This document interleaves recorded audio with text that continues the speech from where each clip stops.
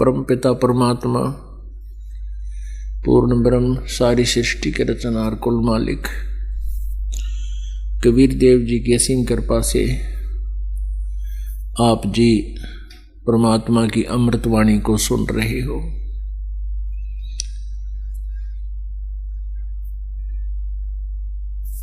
परमेश्वर कबीर देव जी ये वो सुप्रीम पावर हैं, वो परम पिता हैं, सबके कुल मालिक हैं, जिन्होंने ये सब सृष्टि रची है, जिनसे हम सभी प्राणियों की उत्पत्ति हुई है। हम सभी सतलोक में रहा करते थे, वहाँ कोई जन्म मृत्यु नहीं था, वृद्धावस्था नहीं थी। सतलोक के अंदर कोई किसी वस्तु का अभाव नहीं था, कोई कार्य नहीं था। हमको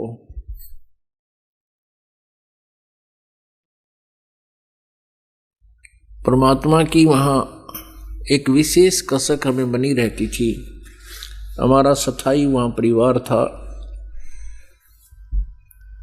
बहुत ही अच्छे हमारे महल वहाँ पर बने हुए थे। उन सबको त्याग कर हम अपनी नालायकी के कारण इस काल भगवान जो इस 21 ब्रह्मांड का स्वामी है, ये भी वहीं रहता था। ये भी हमारा ही भाई है, ये एल्डर ब्रदर है, अपना बड़ा भाई है। इसने वहाँ गलती की, इसके साथ साथ हमने भी गलती की, जिसके परिणाम स्वरूप हम इस दुख में स्थान पर आ गए। जब तक हम अपने स्वलोक नहीं चले जाएंगे जहां हम रहा करते थे, तब तक हम यहां सुखी नहीं हो सकते। पहले तो हमें यहाँ ऐसा शरीर मिला हुआ है, इसमें सुख नाम की वस्तु है ही नहीं। फिर ऐसा स्थान मिला है कि यहाँ सुख कहीं पर भी नहीं है। पुण्यात्माओं, हम जरा सा विवेक से काम लें, परमात्मा के दिए हुए ज्ञान को आधार बनाकर हम गहराई से सोचें, तो आप जी आसानी से समझ सकते हो कि हम कौन हैं, कहाँ से आए हैं और यहाँ हम कर के रहे हैं, हम क्या कर रहे हैं। जो हम क्रिया कर रहे हैं इसमें हमारी व्यवस्था ज़्यादा है, मजबूरी अधिक है। उस मजबूरी से प्रत्येक आवश्यकता जन्म ले लेती है और जिस कारण से हम इस मनुष्य जीवन के मूल उद्देश्य को भूलकर इस काल के द्वारा फंसाए गए जाल में ही उलझ पुलझ रहते हैं। परमेश्वर कबीर जी स्वयं आते हैं, वो हमारे पिता हैं सभी के। उन्हीं को हमारे ऊपर हो रहे दर्द कहर का दुख होता है। अपने ही संतान को दुखी देखकर पिता माता दुखी होते हैं, दूसरा कोई दुखी नहीं होता। पुण्यात्माओं, आज हम कितने दुखी हैं। किसी का बेटा मर गया है, किसी की बेटी विधवा है, किसी की टांग कट गई है, किसी की आंख फूट गई है। परिवार के परिवार नष्ट हो जाते हैं, कोई बीमारी से या किसी दुर्घटना से। पुण्यात्माओं, परमात्मा को दयालु बताते हैं और परमात्मा दयालु ही है। और यहां देखते हैं तो दया नाम की चीज कहीं भगवान के इतिहास में नजर नहीं आ रही।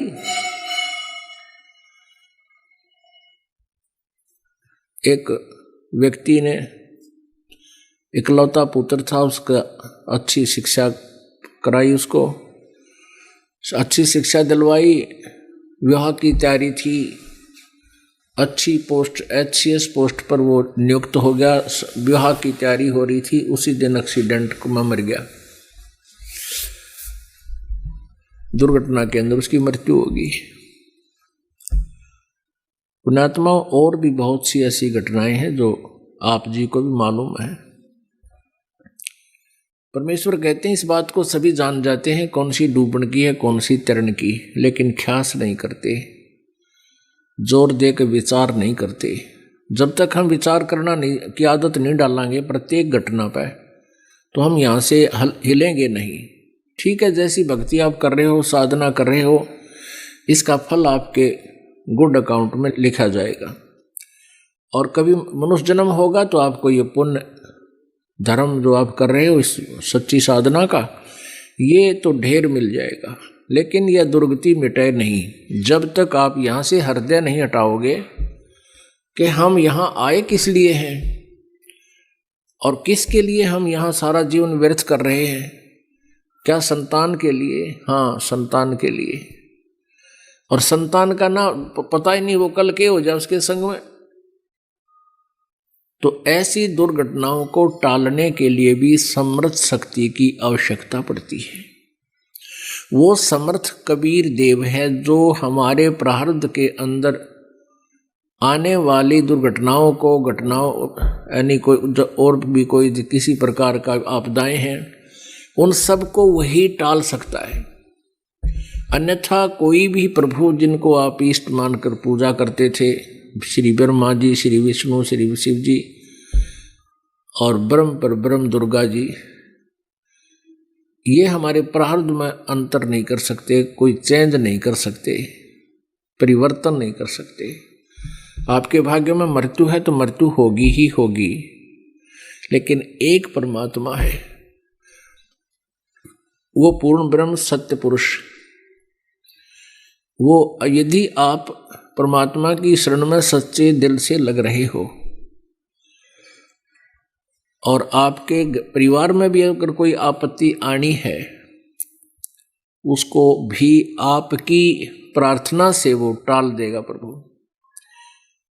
पुण्यात्माओं, इस अध्यात्म ज्ञान का बहुत गहरा और विस्तार है, बहुत इसमें गूढ़ रहस्य है और विस्तार के साथ इसको समझना पड़ता है।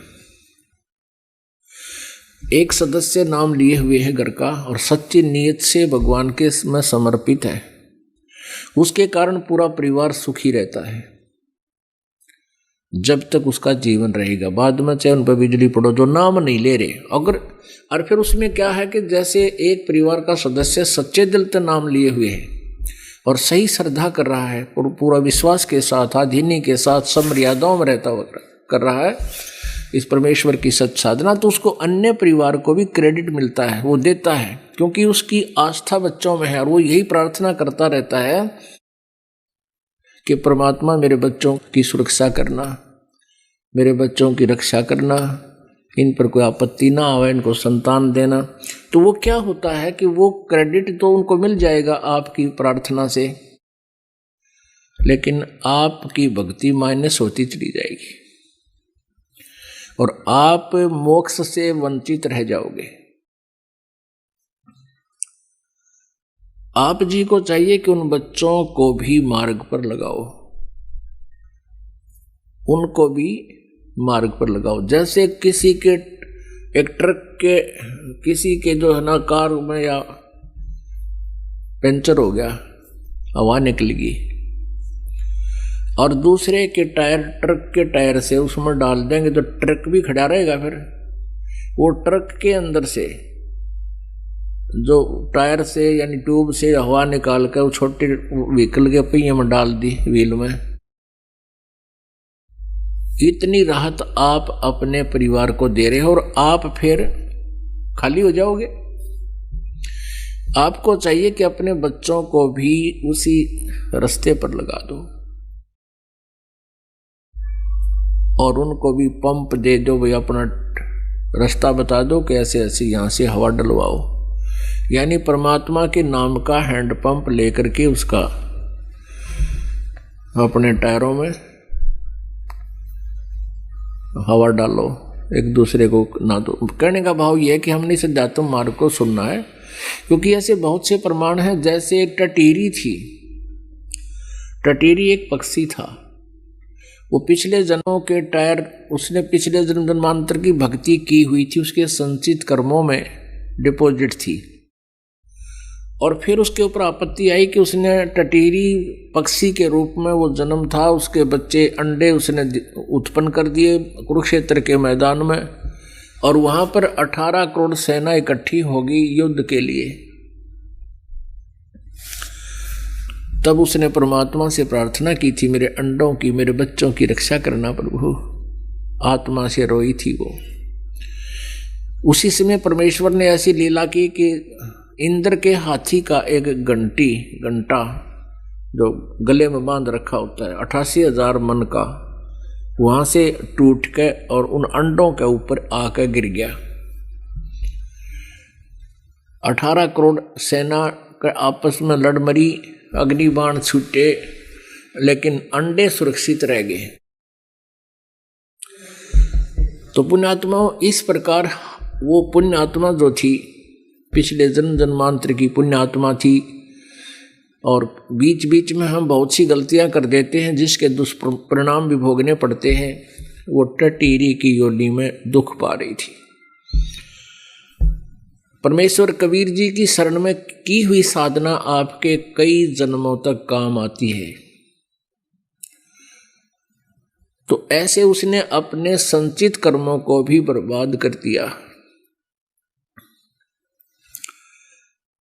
और उन अंडों की रक्षा के लिए वो बच्चे हुए, फिर वो भी मर गए। 5-4 साल के अंदर उनकी मृत्यु, टटीरी भी मर गई। तो इस प्रकार इस काल के जाल को हमने समझना है।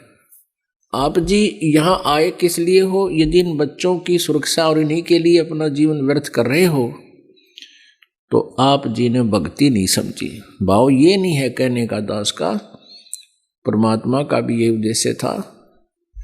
ये कहने का भाव नहीं है कि बच्चों में अस्थाई ना रहे या इनकी केयर टेक ना करें, नहीं। ये हमारा एक कर्तव्य है परमात्मा के बच्चे मान के।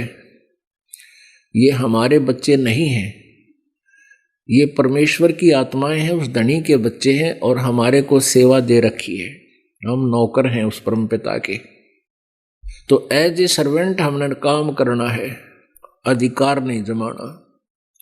हम अधिकार अधिक जमाते हैं, अपना कर्तव्य कम करते हैं, कर्तव्य का पालन कम करते हैं और हम इनको अपना मानकर दुखी रहते हैं। क्योंकि हमारी सेवा लगाई है तो इनके दुख में दुखी होना हमारा स्वाभाविक जो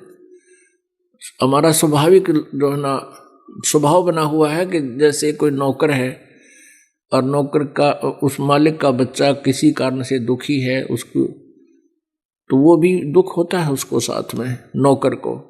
तो ऐसे ही हम अपने बच्चों को अपना ना मान करके परमात्मा का मान के, उससे डर के उनका जो कर्तव्य कर्म है वो पूरा करें और परमात्मा की भक्ति में नागा नहीं होना चाहिए, उसमें कमी नहीं आनी चाहिए। इस प्रकार हम अपने इस दैनिक कार्य को करते हुए, मनुष्य जीवन के कर्तव्य कर्म को करते हुए भी हम मोक्ष प्राप्त कर लेंगे। तो हम कहने का भाव यह है कि बच्चों को भी परमात्मा के चरणों में लगाना चाहिए और वो नहीं मानते हैं तो अपने जीवन के साथ खिलवाड़ करना बुद्धिमता नहीं है, उनको उनके भाग्य पर छोड़ दे। तो ऐसे हम यहां से निकल सकेंगे। नहीं तो बच्चे नहीं मान रहे हैं, उनका दुर्भाग्य है, कर्महीन है वो तो डूबेंगे, गेल आप जी को भी ले डूबेंगे। इसी प्रकार अगर बच्चे ठीक लगे हुए हैं, माता पिता भक्ति मार्ग को स्वीकार नहीं करते हैं, तो अपनी भक्ति को उन माता पिता के लिए बर्बाद नहीं करना चाहिए। माता पिता का कर्तव्य कर्म जो हमारा फर्ज है वो अवश्य करना चाहिए, उनको प्रार्थना करनी चाहिए, उनकी बुराई छुटवानी चाहिए। कोई हुक्का पीवा है या कोई बीड़ी पीवा है, कोई शराब पीता है, तो हम परमात्मा के बच्चे हो गए, आपको ज्ञान हो गया। आप जी को चाहिए कि माता पिता से रह रहकर प्रार्थना करें विनम्र भाव से कि आप भी भजन करो, आप नाम लो। मनुष्य उसको ज्ञान सुनावे, उनको पुण्यात्मा है वो मान जाती हैं। और फिर भी कोई अनाड़ी है, माता पिता नहीं मानते हैं, तो उनके साथ अपनी भक्ति को नाश नहीं करना चाहिए। बात ये भी नहीं है कि उनका आदर नहीं करे, उनकी सेवा नहीं करे, खूब करे, एज ए फादर मदर उनकी पूरी श्रद्धा रखे, उनका सत्कार करे। ठीक है, वो अपने कर्म के आधार से दुखी हैं तो क्या करे, इलाज करावे, डॉक्टर को दिखावे, सेवा करे उनकी। पैर दुख है तो पैर दबावे, सिर दुख है सिर की मालिश करे, पूरी सेवा करे, लेकिन अपनी भक्ति बर्बाद नहीं करे। यदि आपने मोक्ष चाहिए, कहते मात पिता मिल जाएंगे, मात पिता मिल जाएंगे 184 माह, ये सतगुरु सेवा और बंदगी भाई फेर मिलन की ना। आज हम माता पिता हमारे, ठीक है, हम अपनी भक्ति आशीर्वाद उनको प्रार्थना करें भगवान से, हे परमात्मा इनको ऐसे कर दो, वैसे कर दो, स्वस्थ कर दो। ये हम पहले तो कहा करते थे कि भगवान इनको स्वस्थ कर दो, और आप जी की भक्ति से वो स्वस्थ अवश्य हो जाएंगे, लेकिन आपकी कमाई का बहुत अंश, बहुत ज़्यादा भाग समाप्त हो जाएगा। फिर हमारे अंदर ये आता है, क्योंकि हम बालक हैं इसीलिए काल के जाल से नहीं निकल पाते। फिर कई कहते हैं भी माता पिता के लिए क्या हम इतना नहीं कर सकते, जिन्होंने हमारे लिए इतना किया, पाले पोसे, क्या हम उनके लिए दुआ नहीं कर सकते?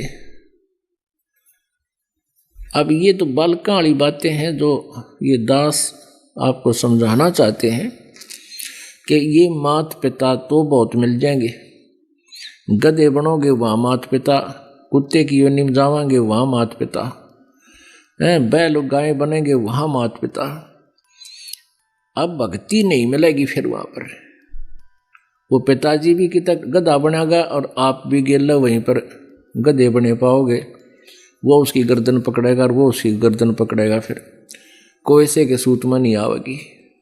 अब इस ज्ञान को बालकों के उस पुराने आधार से नहीं तोड़ना है, परमात्मा के ज्ञान के अनुसार फूक फूक के कदम रखना है। यदि आप जी ने यहाँ से चलना है और यहीं रहना है तो फिर आप कुछ भी करते रहो। आपको और अन्य साधना जहाँ आप और कर रहे थे वो तो एक अन्य की नहीं थी, यहाँ आपको भक्ति का ढेर हो रहा, आपकी सुमन का, आपकी कमाई का, आपका दान का, क्योंकि ये शास्त्र अनुकूल साधनाएं। लेकिन इन मर्यादाओं का पालन नहीं करोगे तो आप इतना कुछ कमा कर भी यहीं रह जाओगे, पार नहीं होगे। कई बोली आत्माएं कहती हैं हम क्या अपने माता पिता के श्राद्ध भी नहीं निकाल सकते, उन्होंने हमारे लिए इतना कुछ किया। उनके लिए आप इतना कर सकते हो, अपनी दुआ ना समाप्त करके, आपके माता पिता बीमार हैं, अस्वस्थ हैं, उनको दुआ ना करके केवल उनके लिए कोई ऐसा धार्मिक अनुष्ठान उनके निमित्त आप करा सकते हो, यहाँ अखंड पाठ करवा सकते हो, उससे भी उनको बहुत राहत मिल सकती है।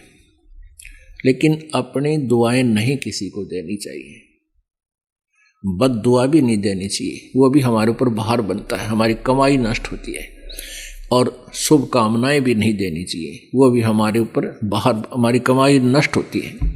हाँ, उनको ज्ञान दे, आपके निकटतम जैसे भाई है अपनी बहन के निमित्त, माता के निमित्त और अपनी पत्नी के निमित्त, बच्चों के निमित्त जो नहीं मार्ग पर लग पा रहे हैं उनके निमित्त को पाठ करा सकते हो, उससे उनको शुभ संस्कार मिलेंगे, पुण्य मिलेगा और उनसे धीरे धीरे हो सकता है उनका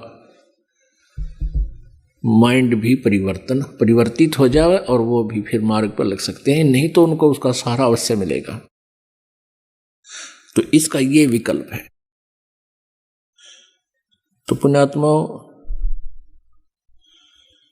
परमात्मा बताते हैं एक लेवा एक देवा दूतम और कोई किसी का पिता नहीं पूतम। ये ऋण संबंध जुड़ा एक ठाठा, अंत समय सब बारा बाटा। एक जैसे एक बच्चा, एक लड़का इतना लायक है, पिताजी तो दारू पीवे हैं और ताश खेलता सारा दिन, बोल रहे तो लड़न न हो जा, और बेटा उसकी सेवा करता है, कमाता है, पिताजी शराब पीता है, तो वो पिताजी उस पुत्र से पिछले जन्म में लिया हुआ किया हुआ जो कुछ उसका अपना प्राप्त कर रहा है।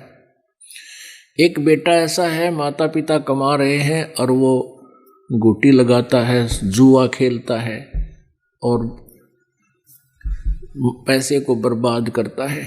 माता पिता रोते रहते हैं बैठकर, वो मानता नहीं है। तो पिछले जन्म में उस माता पिता ने उनका कोई ले रखा था, अब वो पूरा करके छोड़ेगा। तो एक लेवा एक देवा दूतम, कोई काहू का पिता निपुतम, ये ऋण संबंधी जुड़ा एक ठाठा। ऋण एक दूसरे की उधार आपके ऊपर है, और इस कारण से ये एक परिवार बना बैठा है। अंत में सब 12 बाटा, आपकी मृत्यु होगी, ना जाने कहाँ जन्म होगा। बेटे की मृत्यु होगी, पता नहीं संस्कारवश कहाँ जाएगा, कौन से देश में जन्म होगा। अंत में सब 12 बाट, अलग अलग 12 बाट, बाट माने रास्ते, अलग अलग रास्तों पर जाओगे, फिर ना जाने कभी मिलोगे ना मिलोगे किसी जन्म में।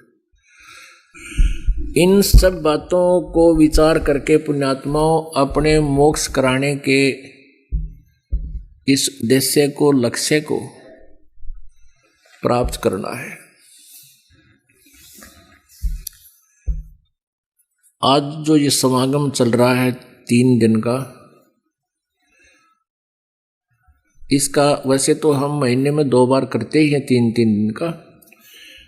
इसका एक विशेष उपलक्ष्य है कि इस दास को फाल्गुन की अमावस्या वाले दिन उपदेश प्राप्त हुआ था, गुरु जी से नाम मिला था। परमात्मा कहते हैं, जा दिन सतगुरु भेटियो, वो दिन लेखे जान, बाकी समय गंवा दिया बिना गुरु के नाम। परमात्मा बताते हैं कि जिस दिन आप जी को पूर्ण संत से उपदेश प्राप्त हुआ, आपका वो जन्मदिन है, वो आपका हैप्पी बर्थडे है। बाकी जो हम पहले लोकवेद के आधार से बर्थडे मनाया करते थे, वो हमने अब नहीं मनाना। उसको हम खुद हैप्पी बर्थडे मानना है, वो तो बड़ा दुख था हमारे ऊपर, कैर टूटा, जन्म हुआ, ना जाने कितने कष्ट जीवन पर आवेंगे। कोई बच्चा हो गया तो मर जाएगा, कोई बचेगा ना बचे, कोई बीमारियां, 100 प्रकार की समस्याएं, दिन रात धक्के खाने। वो कौन सा जन्म था, वो कौन सा हैप्पी बर्थडे था? वो तो ब्रांड माटी डे था, और उसने हम हैप्पी बर्थडे मनाया करते। अब जिस दिन आप जी को उपदेश मिला, वो नोट कर ले, आपका वो हैप्पी बर्थडे है। और 100 याद रखे भगवान, कैसे प्राप्त हुआ वो दिन, जिस दिन आपकी शरण मिली मालिक। तो आज वो ये दिन जो है अमावस्या वाला, फाल्गुन की अमावस्या वाला दिन, ये वो हैप्पी डे है जो जिस दिन इस दास का उद्धार हुआ। गुरुदेव जी ने उपदेश बख्शीश किया। अब याद आती है उस दिन की महत्व की, आज याद आता उस दिन की महिमा। जे वो ना मिलता वो दिन, ये जितना भी समय, सन 1988 17 फरवरी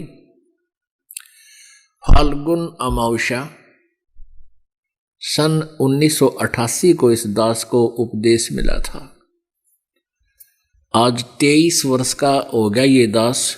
वैसे शरीर की आयु लगभग 60 वर्ष की होगी, लेकिन असली आयु इस दास की 23 वर्ष है। उससे पहले जो जीवन था वो मनुष्य का नहीं, पशु की तुल्य था। पशु भी वही कर्म करते थे, ये दास भी वही कर्म करता था।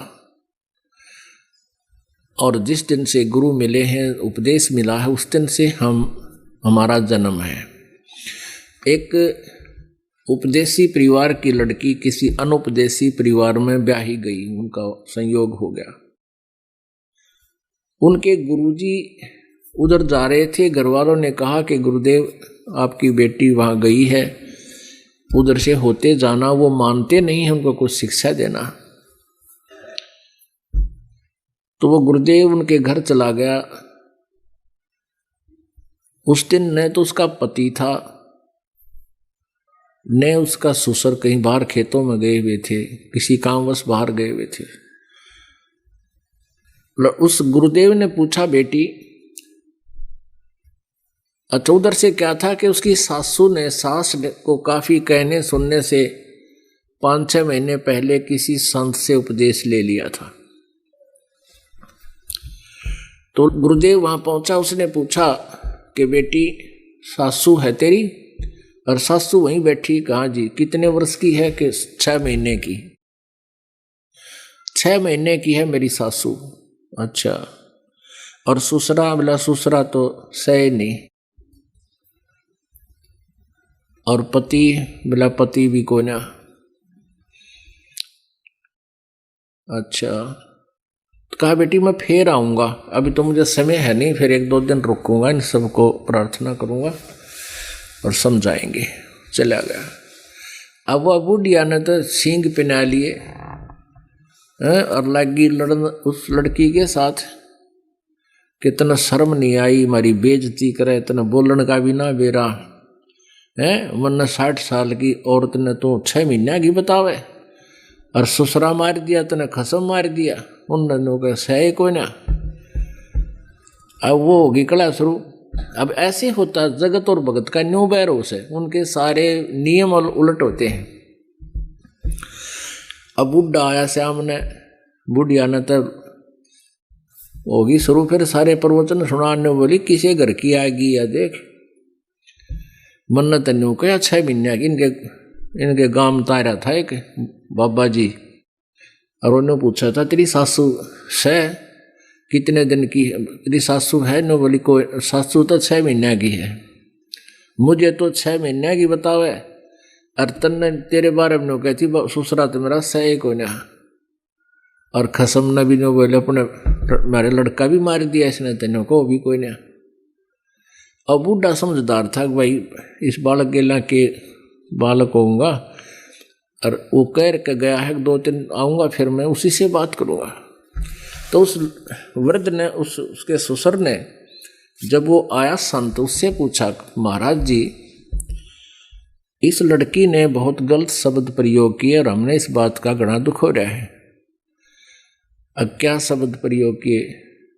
कि उसने आपकी बात हो रही थी जब मेरी पत्नी को, अपनी सासू जो 60 वर्ष की है लगभग, उसको तो नहीं बोली कि 6 महीने की है, और मैं देख तेरे आगे जीवित बैठा, मेरे बारे में क्या बताया था उसने? ससुरा सही कोई ना। या कितनी नालायक लड़की है। और अपने पति के बारे में भी नो कही थी उससे, वो भी कोई ना। कि वह रांड होगी भाई।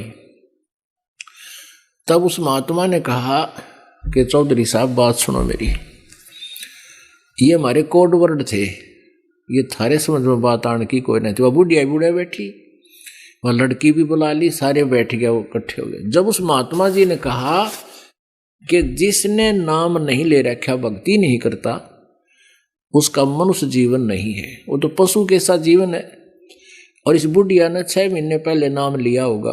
वह बुढ़िया बोली हाँ जी 6 महीने पहले नाम लिया था मैंने। एक महाराज जी आ रहे थे गांव में, और इस थारी बेटी ने दबाव देकर मुझसे नाम दिलाया था, मुझे नाम दिलाया, तो इसलिए तेरे को तो नो बता रही थी 6 महीने की से बुढ़िया। इससे पहले का माई तेरा जन्म पशु के साथ था, मानस का नहीं था। और जिस दिन तक नाम मिला उस दिन तक तेरा मनुष्य का जीवन प्रारंभ है, इसलिए तू 6 महीने की बताई। अच्छा महाराज जी मेरा तो गलती होगी, और मन तो बहुत गलत सलत बोल दिया बेटी ताई। अब कोई बात ना, बिना ज्ञान के ऐसे हो जाता है। और ससुर ने नाम नहीं ले रखा, इसलिए इसने नौका कि तो सही को नहीं। तो बूढ़े के भी इस बात का असर हो गया। अक महाराज जी बात तो तेरी 16 ने काफी ज्ञान समझा। तो उस ससुर ने भी नाम ले लिया, फिर पति ने भी उपदेश ले लिया। एक पुण्य आत्मा, अच्छे घर की बेटी, सत्संग परिवार की, दूसरे घर को जाकर भी ऐसे सुधार देती है। तो जिस दिन से आप जी को उपदेश मिला है वो आपका जन्म है, और बाकी का जो जीवन है आपका वो व्यर्थ गया। फिर भी कहते हैं जीना तो थोड़ा ही भला। कई बुजुर्ग ऐसे होते हैं जब तक हमें उपदेश प्राप्त नहीं हुआ तब तक हमारा जीवन व्यर्थ होता है, और मानुष जीवन पाकर परमात्मा की भक्ति नहीं करते हैं तो अब ये पशु तुल्य जीवन बताया सतगुरु ने। तो गुरु जी भी पूरा हो।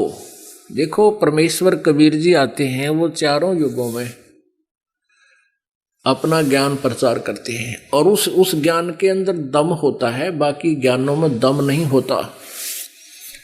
तो उस परमेश्वर के ज्ञान को आधार बना के ये नकली संत भी नाम देते फिरते हैं, उसी आधार से वो नाम ले लेते हैं, लेकिन उनको और लाभ कुछ नहीं होता नाम का, जो क्योंकि अधिकारी नहीं है। लेकिन इतना अवश्य हो जाता है कि उनके बताए अनुसार वो बुराइयों से बच जाते हैं। बीड़ी शराब मांस तम्बाकू अगर वो छुड़वा देते हैं उनका, तो उन पापों से बच जाते हैं।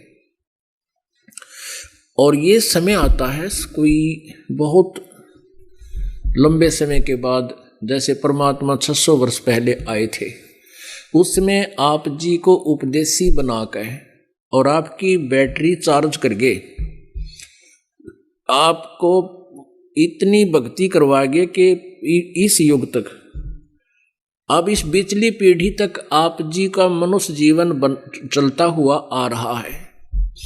और केवल आप जी को 5 नाम देकर गए थे वो। इन 5 नामों से 600 वर्ष पहले केवल 5 नाम दिए जाते थे। परमात्मा ने और नाम नहीं देते थे, और केवल कुछ एक पुण्यात्माओं को, जो विशेष आत्माएं थी, उनको ये सभी मंत्र दिए गए थे, लेकिन उनको आगे दान करने का आदेश प्रभु ने नहीं दिया था। वो कौन सी पुण्यात्माएं हैं जो 600 वर्ष के दौरान, आज से 600 वर्ष के बीच में जिनसे परमात्मा मिले? आदरणीय धर्मदास साहिब जी उनके समकालीन थे, आदरणीय नानक साहिब जी कबीर साहिब के समकालीन थे, आदरणीय मलुकदास साहिब जी, आदरणीय दादू साहिब जी, आदरणीय गरीबदास साहिब जी छुडानी वाले गांव, छुडानी वाले जिला झज्जर हरियाणा वाले, आदरणीय गीसा दास साहिब जी, ये बाद के हुए हैं। उनके समकालीन 2 महात्मा पुरुष थे। उन सबको परमात्मा मिले और उनको नाम पूरे दिए, लेकिन उनको आगे नाम देने का आदेश नहीं दिया।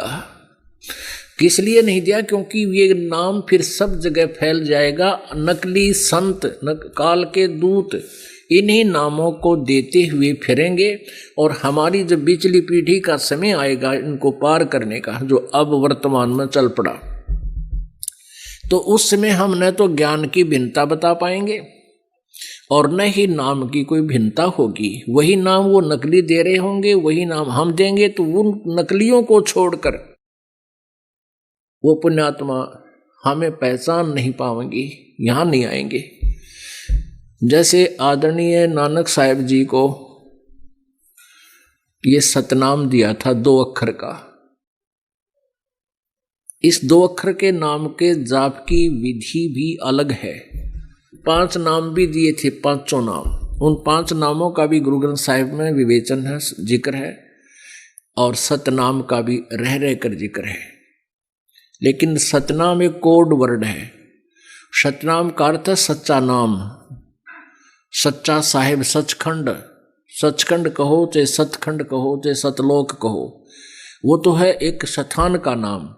और सतनाम कहो चाहे सच्चा नाम कहो, रियल मंत्र कहो, ये है एक जाप करने का अक्षर, मंत्र। तो ये मंत्र नानक साहिब जी को परमात्मा ने दिए थे, कबीर परमेश्वर ने।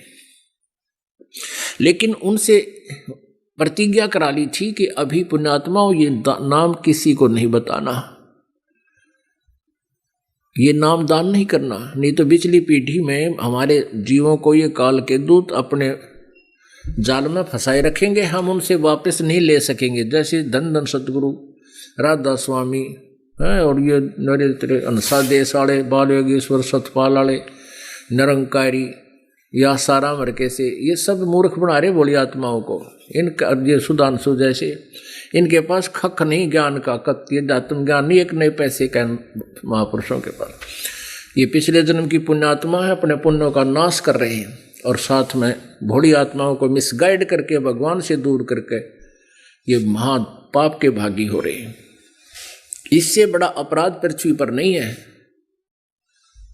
और इससे बड़ा पुण्य नहीं जो आत्म प्राण उधार ही, ऐसा धर्म नहीं और इन पुण्य आत्माओं को सही मार्ग दे दिया जाए, इससे बड़ा कोई पुण्य नहीं है और इससे बड़ा पाप नहीं। आपके अनमोल जीवन को बर्बाद किया जा रहा है नकली संतों और गुरुओं के माध्यम से। ये काल अपना दाव लगा रहा है। तो ये जो दास आपको बताना चाहता है कि परमात्मा ने ये मार्ग छुपा रखा था, इस ज्ञान को भी छुपा कर रखने की प्रतिज्ञा करा रखी थी। धर्मदास तो लाख दुहाई, ये मूल ज्ञान कहीं बाहर ना जाई। मूल ज्ञान जो दास आपको अब प्रकाश में ला रहा है, जिस ज्ञान को, इसको छुपा कर रखने की प्रतिज्ञा करा रखी थी। और ये मूल ज्ञान तब तक छुपाई जब तक द्वादश पंथ ना मिट जाए। अब 13वां पंथ ये शुरू हो गया परमात्मा का ओरिजिनल, तो 12 तापा खत्म हो गए क्योंकि उनका अस्तित्व समाप्त हो जाएगा। उनके पास वो मंत्र नहीं, वो ज्ञान नहीं, वो नाम नहीं। और आज बुद्धिमान समाज है, एजुकेटेड है, बहुत शीघ्र इस मार्ग को स्वीकार करेगा। तो नानक साहब जी को परमात्मा ने नाम दे दिया था सतनाम, और फिर गुरु नानक जी को उसको सीधा नहीं बोलते थे, सतनाम श्री वाहेगुरु, सतनाम श्री वाहेगुरु, वाहेगुरु सतनाम वाहेगुरु। वाहेगुरु का अर्थ था कबीर परमात्मा सचखंड में नानक जी को लेकर गए थे, वहाँ देखा था उनके नज़ारे को, झांकी को, कि सचमुच ये तो परमात्मा है, सचखंड में रहते हैं। फिर परमेश्वर ने कहा था कि आप वापस जाओ, इस ज्ञान का प्रचार करो, जो आपने आंखों देखा है वो जनता को बताओ, भक्तों को ये काल का जाल समझाओ। और मैं काशी में रहता हूँ, रामानंद जी मेरे गुरुदेव हैं और मैं वहाँ जुलाहे का काम करता हूँ, मैं पृथ्वी पर भी रहता हूँ। अब नानक जी वापस आए, 3 दिन तक वो अदृश्य हो गए थे। बेई नदी में डुबकी लगाई थी नहाने के लिए, वहाँ से वापस नहीं आए थे। तीसरे दिन उसी दरिया के किनारे खड़े दिखाई दिए। उसके बाद जो नौकरी करते थे नानक जी, नौकरी को त्याग कर बनारस की प्रथम उदासी बनारस की है, वहाँ पहुँचे।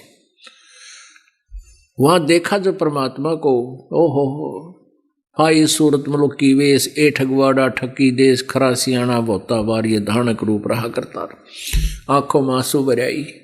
और वहाँ के जुलाहों को कुछ कॉलोनी में खड़े होकर आवाज़ लगा रहे हैं कि ये रहा, ये धानक रूप रहा करतार, ये परमात्मा रहा, लोगों आ जाओ देख लो भाइयों भक्तों, ये भगवान है, ये परमात्मा है।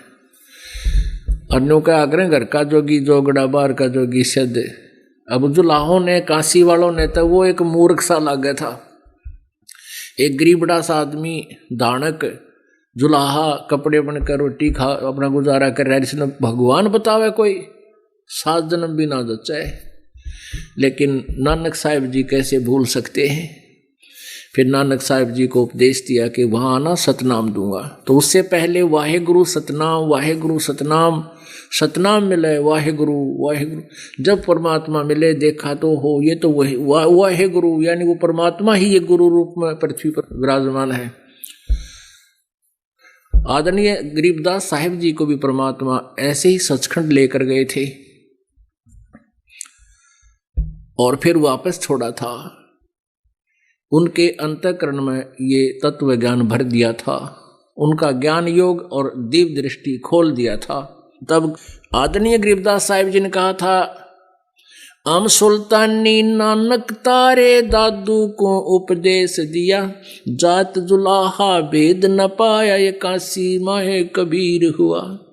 हम यानी मुझे पार किया, अब्राहिम सुल्तानी अधम को पार किया, दादू जी को पार किया, नानक जी को पार किया। हम सुल्तानी नानक तारे और दादू को उपदेश दिया। वो जाति जुलाहा, वो धानक जात में उत्पन्न प्रगट परमात्मा, और भेद नहीं पाया, वो काशी माहे कबीर हुआ। अब परमेश्वर कबीर कहते, झांकी वे कबीर की नानक की वाह, और वह सिखा का गलपड़ीब कौन छुटावे था। अब नानक जी ने परमात्मा को देखा था सतलोक में, झांकी एक झलक, जैसे आप 26 जनवरी पर देखते हो ना भाई, अब झांकी आ रही है हरियाणा की, उसमें हरियाणा के अंदर जो भी उनका प्रोग्रेसिव वर्क होते हैं, कोई अच्छे स्थल होते हैं, उनकी एक झांकी बनाते हैं, तस्वीर बनाते हैं, उसको सजा दजा कर एक ट्रैक्टर से पहले लेकर चलते हैं।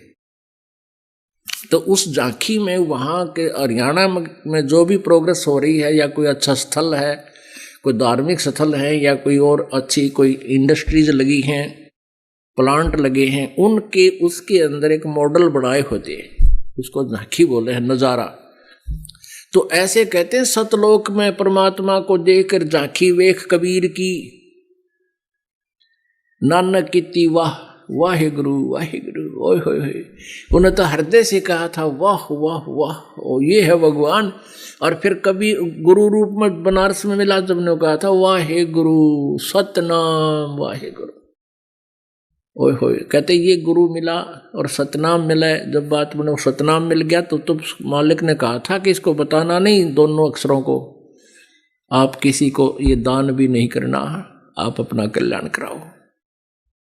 अपनात्मा, अब आपको थोड़ा प्रमाण देते हैं। अब ये प्रमाण आपके समक्ष होगा कि नानक जी साहिब को, आदरणीय नानक साहिब जी को परमेश्वर कबीर जी ने वो सच्चा नाम सतनाम 2 अक्षर का दिया था, लेकिन उनसे कह दिया था कि इसको आगे दान नहीं देना। पूरे सिख धर्म में कहीं पर भी सतनाम का उपदेश नहीं है। तो इससे आपको विश्वास होगा। अब दास को तो पहले ही ये बातें आपको बताया करता था।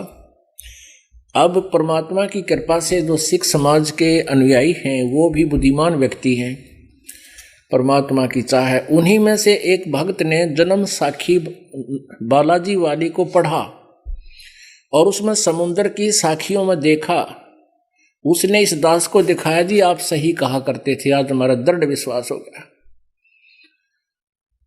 ये बालाजी वाली साखी को एथेंटिक मानता है पूरा सिख समाज, सिख धर्म, और उसमें ये 2 अक्षर का मंत्र स्पष्ट लिखा हुआ है और मना किया हुआ नानक जी ने कि तुमने इसको जाप नहीं करना। ये देखिएगा, जन्म साखी भाई बालाजी बाले वाली सब तो वड्डी भाई बाले वाली जन्म साखी।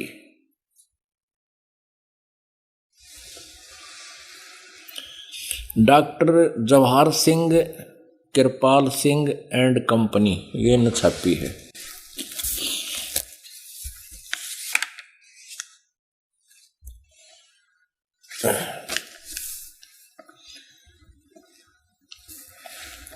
ई जन्म साखी अज तक छप चुकियां नालों वड्डी है, सब तो वड्डी ते पुरातन यानी पुरानी है। भाई बाले वाली जन्म साखी श्री गुरु नानक देव जी दी, जन्म साखी श्री गुरु नानक देव जी दी। ये है मुकम्मल साखियां नाहन। इसमें लिखा है पंजे साहिब दी साखियां ते 10 पातशाह दे जीवन समेत मुकम्मल साखियां हन। प्रकाशक doctor Jawahar Singh Kirpal Singh and company. यह है पुस्तकां वाले गली नंबर 8 बाग रामानंद अमृतसर छपी है।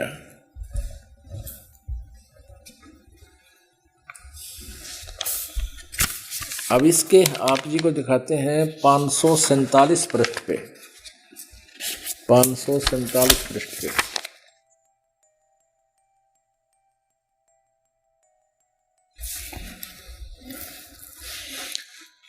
ये 547 पृष्ठ है। समंदर दी साखी, यहां शुरू करते हैं। बाला संधु उवाच, जैसे गीता जी में है ना कृष्ण उवाच, तो बाला संधु वाच यहाँ से शुरू होता है। ताते हे गुरु अंगद जी जद गुरु नानक जी अजीते पासों विदा होए तां मर्दा ने कहा कि सच्चे पातशाह जी असा समुद्र ता देखिया पर लंका ना देखी जिथे रामचंद्र जी चढ़ाई कीती है। ता गुरु नानक जी कहा चलो भाई बाला ते मर्दाना तुहानू रंज नहीं करना, आखी मीटो, आखी बंद करो, आखी मीटो जा आखी मीट के खोलियां ता समुद्र दे कंडे यानी किनारे जा खड़े होए ते आखण लगे बाला जी ते मर्दाना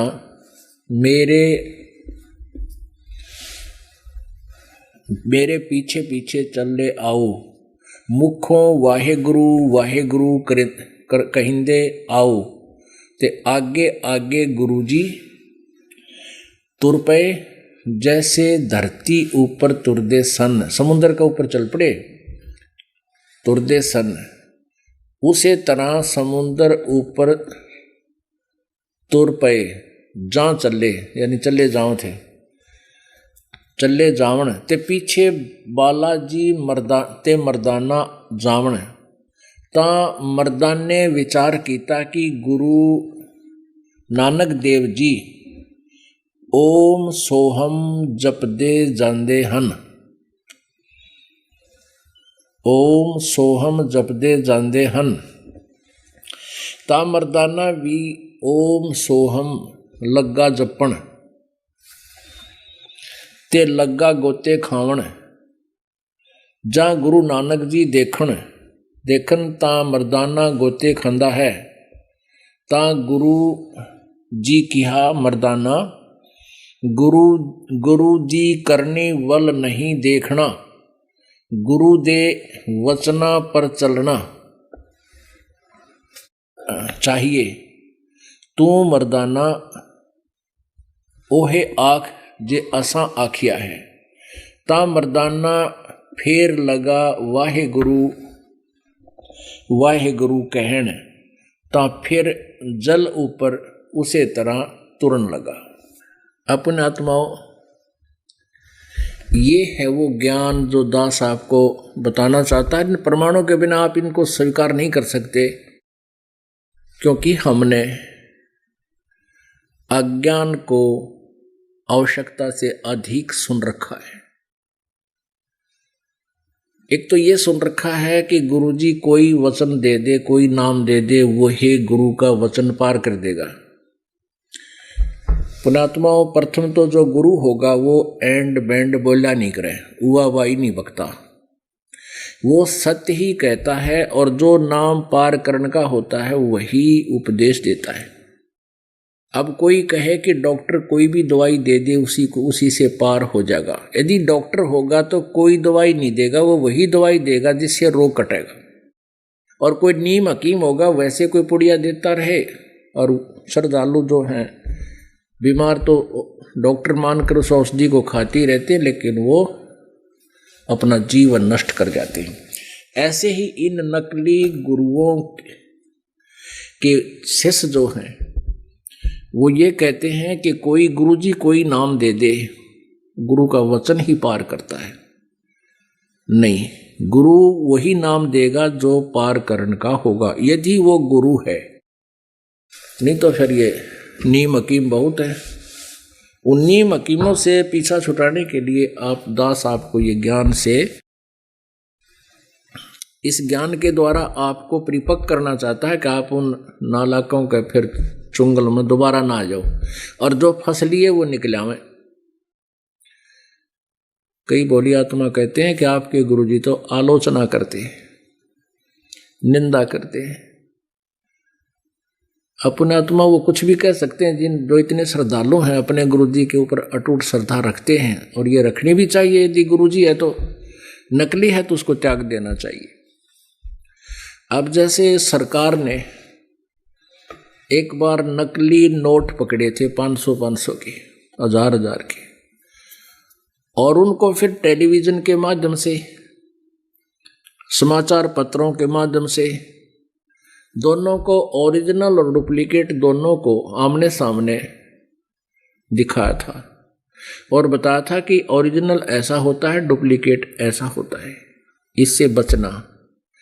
तो सरकार आलोचना नहीं कर रही थी, एक महा उपकार का काम किया। ऐसे ये दास कर रहा है कि हमारे जो सदग्रंथ हैं, पवित्र गीता जी, पवित्र वेद, पवित्र पुराण, पवित्र कुरान, पवित्र गुरु ग्रंथ साहिब, पवित्र बाइबल, इनके अंदर जो परमात्मा के विषय में जो ज्ञान है वो ओरिजिनल ज्ञान है। उसके उनके अंदर वो मंत्र भी विद्यमान हैं जिनसे मोक्ष संभव है। गीता जी अध्याय नंबर 8 के श्लोक नंबर 13 में गीता ज्ञान दाता ब्रह्म कहता है कि मेरा केवल एक ओम मंत्र है, इसके अतिरिक्त मेरा कोई मंत्र नहीं है, कोई भक्ति और जाप का भी मंत्र नहीं है किसी का भी। तो ओम नाम एक अक्षर मंत्र है। और परम अक्षर ब्रह्म के बारे में अध्याय नंबर 17 के श्लोक नंबर 23 में 3 अक्षर के मंत्र से पूर्ण मोक्ष प्राप्ति का संकेत किया है। उसमें ओम, तत् और सत है। ओम ये सीधा ही है ब्रह्म का, और तत् जो है ये परब्रह्म का, ये गुप्त मंत्र है। इन दोनों के मिलने से सतनाम बन जाता, 2 अक्षर के नाम से। एक ओम, एक सांकेतिक तत्, ये दोनों मिलकर और ये एक सतनाम बन जाता 2 अक्षर का। और तीसरा मंत्र जो है वो परम अक्षर ब्रह्म का है, सारनाम जिसको बोलते हैं। इन तीनों के लास्ट में इन तीनों का योग हो जाता है, ये तीनों मंत्र एक ही बन जाते हैं जब आपको सारनाम प्राप्त होगा। लेकिन तब उस मंत्र से पूर्ण मोक्ष होगा, जन्म मृत्यु फेर नहीं होगी, हम सतलोक चले जाएंगे जहां से हम आए थे।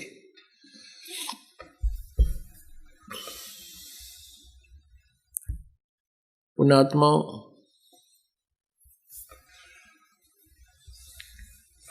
परमात्मा के पाने के लिए आप जी को एक विशेष समय भी निकालना पड़ेगा। जैसे कल आपको बताया था कि हम बच्चे को एक रोजी रोटी के योग्य बनाते हैं, भैया या तो नौकरी कर ले या कोई बिजनेस व्यापार करे तो उसमें शिक्षित होगा तो मार ना खाओगा। उसके लिए हम 15-16 वर्ष 20 वर्ष तक बच्चे को फ्री छोड़ देते हैं, पैसे भी लगाते हैं, उसको समय भी पूरा देते हैं, उसका कहीं घर पर कार्य में प्रयोग नहीं करते उस बालक का। तब 15-20 वर्ष में जाकर के 2 रोटी के योग्य वो बनता है, पेट के लिए एक नौकरी योग्य बनता है। और हमने भगवान पाना है। अब इसमें आपने समय भी निकालना पड़ेगा, आप जी ने धन भी व्यय करना पड़ेगा। जैसे हम बच्चे के लिए पैसा भी लगाते हैं, समय भी देते हैं, क्योंकि हम उससे हम परिचित हैं कि ये बच्चा अगर पढ़ के शिक्षित हो गया और लग गया अपनी कोई नौकरी वगैरह तो अपना जीवन सफल कर लेगा, ये पैसा हमारा व्यर्थ नहीं जाएगा। और सुपात्र को दिया हुआ दान, पूर्ण संत के माध्यम से किया हुआ आपका दान और लिया हुआ मंत्र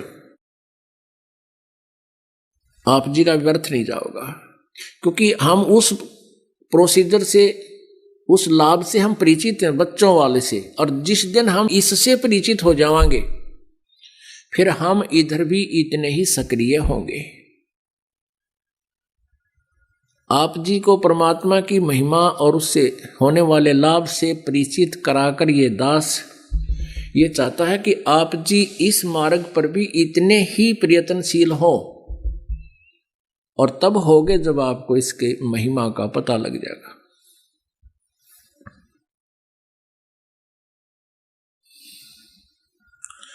उस महिमा से परिचित कराने के लिए आप जी को यहाँ बुलाया जाता है, सीडी वगैरह बनाई जाती है और पुस्तक बनाकर आपके पास भेजी जा रही है ताकि आप थोड़ा समय निकालें।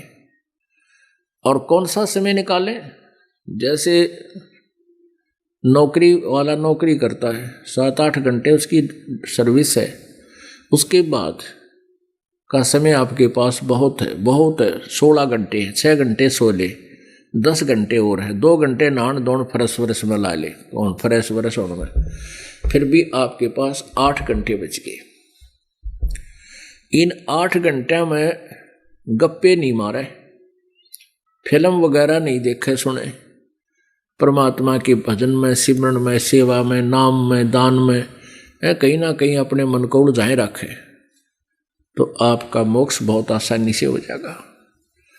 10 मानस गुरु को दीजिए, जीवन जन्म सफल कर लीजिए। तो पुण्यात्माओं, जब हमें इस परमात्मा की महिमा का ज्ञान हो जाएगा, फिर आपको एक विशेष लगन लगेगी, और जब तक वो लगन नहीं लगेगी आपकी भक्ति सफल नहीं होगी। एक तो आपको ये क्लियर कंसेप्ट हो जाना चाहिए कि दास जो ज्ञान दे रहा है ये सत्य ज्ञान है, और जो मंत्र आप जी को दिए जा रहे हैं ये सच्चा मंत्र है। इसके अतिरिक्त कोई नाम पृथ्वी पर नहीं है। यदि इसके अतिरिक्त कोई नाम दान करता है, क्योंकि नाम से मोक्ष होगा, दान, धर्म, यज्ञ, हवन ये तो एक सहयोगी क्रियाएं हैं इस मोक्ष के लिए। जैसे खेत में किसान बीज बोता है तो बीज तो एक मूल वस्तु है, और उसमें खाद और सिंचाई ये तो एक सहयोगी है, वो भी आवश्यक है। और बीज नहीं है और खाद और पानी डालते रहे, सिंचाई करते रहे, तो वहाँ आग अड़ंगा पैदा होगा, अड़ंगा घास फूस पैदा हो जाएगा, और समार के खेत को बीज के फिर ये प्रोसीजर किया जाएगा, तो आप लाभ होगा। जैसे ये देखिए, कोई तो हवन करते हैं, उसी से कहते हैं हम बस हवन यज्ञ कर दिया इसी तो बेड़ा पार हो जाएगा। नहीं, ये तो अल्पज्ञ हैं वो लोग, उनका ज्ञान संपूर्ण नहीं है। जैसे कोई रोगी है, उसको ट्रीटमेंट किया नहीं जा रहा, उसको इंजेक्शन या गोलियां दी नहीं जा रही, केवल ग्लूकोज चढ़ा दिया जाए, तो ग्लूकोज का अपना अलग से लाभ है। जब तक रोग कटने की दवाई, औषधि, इंजेक्शन अलग से होते हैं, वो अति आवश्यक है।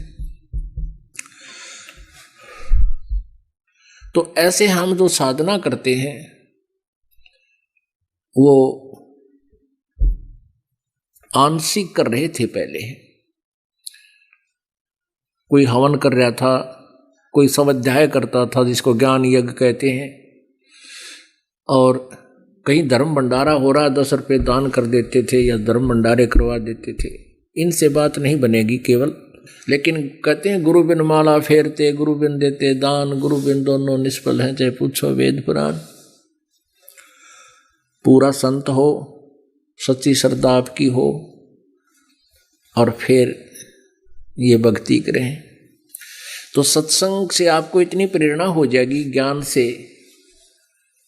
परमात्मा के पाने के लिए राजाओं ने राज भी त्याग दिया, क्योंकि आत्मा को जब ज्ञान हो जाता है, इसको बहुत जबरदस्त तड़फ बनती है, और वो तड़फ तो बन जाती है इस ज्ञान से, लेकिन समाधान ना मिलने से वो बर्बाद हो जाते हैं, घर भी त्याग जाते हैं, भक्ति भी कर रहे होते हैं, लेकिन अंत में उनको मोक्ष ना मिल करके अन्य सिद्धियां मिल जाती हैं।